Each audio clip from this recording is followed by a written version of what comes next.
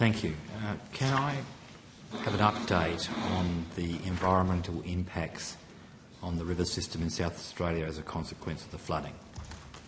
When we last gathered, you indicated you'd be better placed at subsequent estimates. Yeah, thank you, Senator. I'm the Chief Executive of the MDBA. So, a number of streams of work, and I'll ask Dr Davis to come up and also add, but a number of streams of work have since been undertaken. So there was a flood review work that we were requested to complete by the Basin officials, and that's in the process of being presented there, and then the findings of that will be made public. That's more around sort of the communication of issues as they related to that. Currently, we have a situation of, again, unregulated flows across the border into South Australia. We've had good inflows, so that is sort of where we sit now. But more specifically, Senator, can you sort of elucidate further? Sorry. Well, there was an indication there may even be positive impacts on the Murray Mouth and associated lakes, Yeah. so I'm interested in that. Okay, yeah. I'm interested in chemicals and debris. Sure. Whether you've formed a view on whether there's been any adverse impacts on the river system. Sure. Not just the mouth and the lakes, but also further up the river. Understood, Senator. I might start, and then Mr. Payton will add. But in the context of the Lower Murray, we certainly saw that dredging ceased for an extended period. Dredging has once again commenced, but the flows through the mouth were very significant, and a good level of improvement of water quality through the lakes as a consequence of that. But Angus, would you care to add? Yeah, Angus Payton, General Manager, Murray-Darling Basin. Certainly the floods improved the conditions of the lake with fresh water in the Coorong and the lakes. And as Andrew said, we could stop the dredging because of the significant flows out of the mouth and scouring of sand out of the mouth. So that's really positive. Dredging has started up again, just to keep that mouth open. Do we have any visibility of chemicals and debris having an adverse impact? I know there's been considerable debris issues closer to the border. Is anyone able to update me where we were at with that? I'm not aware of any issues. We can take it on notice. Senator, if we may, we're happy to come back to you with some feedback from South Australia as well. You've mentioned dredging. I understand there's a new larger dredge. That is correct, yes. And do we have any oversight on the impact that dredging is having at the moment? The dredges operate about South Australia. We have an oversight role in that operation, and certainly the indications are that the dredge is performing very well and probably more efficiently than the previous two dredges that were operating down at the mouth. So what's the cost of the ongoing dredging? So the annual budget we have for dredging is $4.7 million. And with the greater efficiency, is it envisaged that the dredging in the short term can cease, or is it the view of the authority that we're going to be dredging for the foreseeable future? Given current data, I know you can't commit. Yeah. We have to dredge if the flows aren't sufficient to keep the mouth open. So certainly, unless we have significant flow events, we're going to have to keep operating that dredge. The dredge is now operating 12 hours a day, 5 days a week, whereas previously in the previous dry times, the two dredges were operating 24/7. Is it reasonable then to say that because the dredging has recommenced, that the impacts of the floods have abated as far as the Murray Mouth is concerned? That's correct, yes. if the additional 450 gigalitres comes down the river, do we have a view on the impacts of the needing to dredge? Or I think so. I mean, certainly, additional flows in the river will bring benefit. That is absolutely the case. I think that the situation with dredging is one, given the nature of the flow and the movement of sand, there's a requirement to sort of continue to manage that almost regardless of flow. But if there is additional water in the system, then that is certainly going to benefit the lower lakes and the mouth. So the South Australian, we're going to be seeing a dredge there at least for the foreseeable future? I think that would be absolutely the case, Senator, that for the foreseeable future, dredging will continue. Is anyone able to update about on the flora and fauna impacts post-flood? I'm not in a position to comment, Senator, but I'm happy to come back to you in terms of reports that are done. I'm particularly interested in relation to the lakes and the Murray Mouth. Understood, Senator. Senator, I think we've got a contribution to make here from the Department, from the Commonwealth Environmental Water Holder. Yeah. Thank you.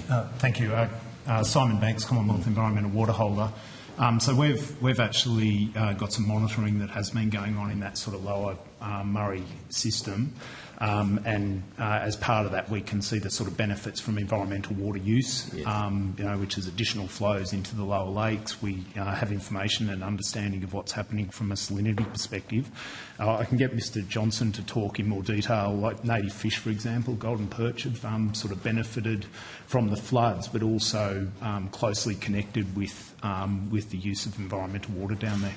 I would be interested in that. My particular interest is in how long the impacts of the flood, both positive and negative, we're going to be seeing. So obviously there'll be a short-term issues or challenges and positive benefits, but also your view on the longer term.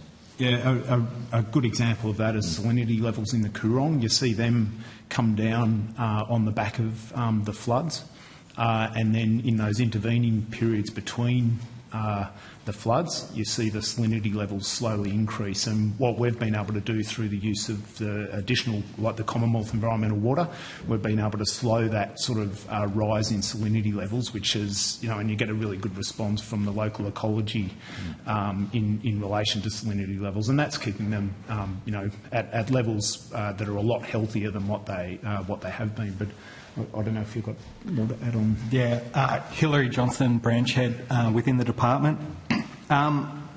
So really, in terms of going to like specific species responses, fish, both like golden perch and Murray cod, have responded very well post-flood. We've seen golden perch spawning and recruitment, and some of that's been fish that have recruited locally, so have been born within the or hatched within the Lower Murray itself, but also seen fish migrate from places like the Darling River, and so that'll add to the population ideally in a longer term sense.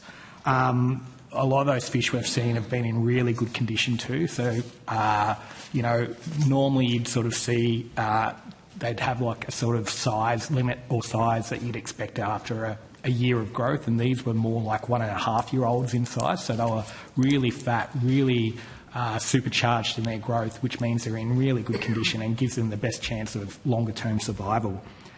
In terms of some of those other impacts that we've seen within the Coorong, it's basically dramatically changed the Coorong, particularly the southern Coorong. Those salinities have dropped down to levels we haven't seen for a really long time, and seen estuarine species, fish species, move further down into the southern Coorong. And other species such as rupia, which is a seagrass, has really responded quite amazing, actually, the response to that. And so, again, I guess it will still be seen how long those impacts last for, but it's quite positive. Similarly, on the floodplain, we're seeing the understory has completely changed on the Riverland floodplain. We were out there in spring of last year, and it was just a dramatically different landscape to what it has been prior to the floods. And so that's essentially a massive change in the nature of that community. Some of that will change as if we move into dry periods, but even this year we're seeing with unregulated flow events, water getting back out onto some parts of that floodplain, giving it another top-up. We'll be looking to use Commonwealth environmental water over the coming years to be able to try and sustain and build that resilience in those both fish communities and on that floodplain vegetation where we can. And Senator, I was just going to say it's that intervening period between the floods that is really important for how we manage Commonwealth environmental water, and that's to maintain or slow the rise in salinity levels in like the Coorong as an example. I think there was a comment made that while some species might benefit, other species might be challenged. Is there any particular species that are challenged by greater fresh water? There's probably two things we do see on the negative side in particular. One is an increase in carp numbers, and so that's been right across the basin. We've seen some really large carp numbers following the floods, which is not unusual. We've seen that in previous flood events as well. The other one, though, is that some of the higher flows in the Coorong has meant there's been a reduction in, say, mud flats, which you would see some water birds come and rely on. And so that habitat hasn't necessarily been available in the Lower Lakes and Coorong because they've been, had higher flows go through them. That said, there's other habitat across the basin where those birds can access as well. Just to come back to salinity,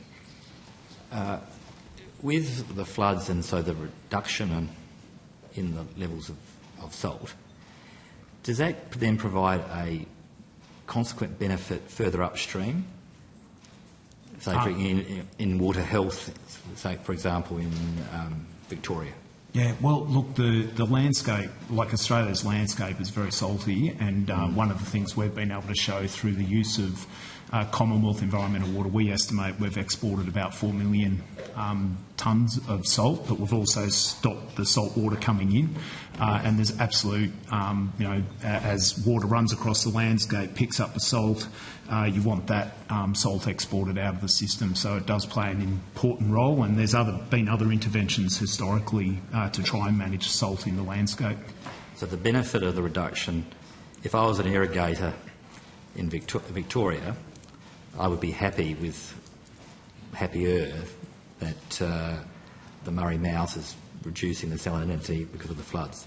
Is that a fair proposition? Well, look, I can't talk on behalf of Victorian irrigators, but I think the point is that the export of salt is an important, and so having connection of the Murray River to the mouth and exporting that salt. I mean, you hear a lot it's a waste of water going out, but it actually plays a really important role. Yes. So that process, that environmental process, or that process of nature, is benefiting all the river, not just the immediacy of near the mouth. Oh, absolutely. Like it is a river-wide thing. Absolutely, it's a benefit. Export of salt that's present in the landscape is good for those landscapes, good for the river, and yes, it means that water is going out through the Murray Mouth, and we've played an important role at times where we've been able to maintain connection of the Murray River to the Coorong, and as a consequence, keeping flows moving through the system, and keeping there's a target of about 695 gigalitres, and we've played an important role, and again in those drier times of ensuring that those targets are met.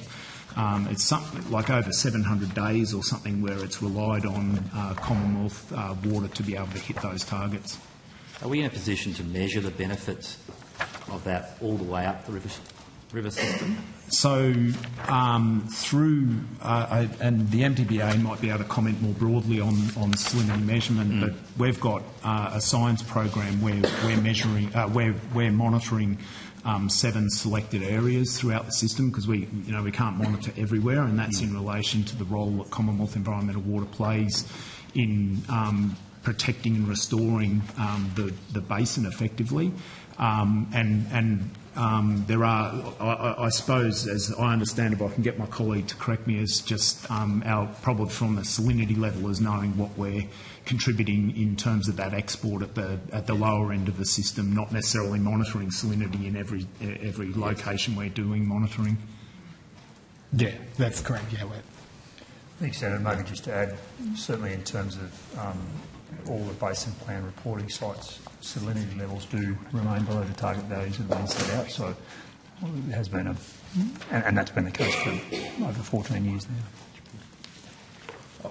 Sorry, Senator, I'll just correct it. It's actually the target 650 gigalitres, the system flow.